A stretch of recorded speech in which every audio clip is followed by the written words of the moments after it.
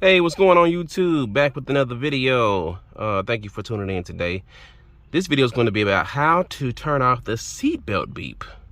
Okay, now, I don't encourage anyone, you know what I'm saying, to ride without seatbelts. To start off, we're going to cut the car on real quick. We're going to make sure the odometer is displaying. Not trip A, not trip B, but odometer, ODO. Okay, cut the car off. Now, first step, you're gonna cut the car back on, press the brake down, press power. We're gonna hold down odometer for 10 seconds.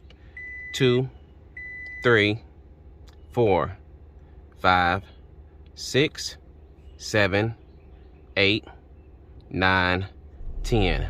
Now we're gonna reach over and grab our seat belt. Plug the seat belt in. Now, you see up there where it says be off? I'd already cut mine off, so it says be off. If you want to cut it on, press odometer.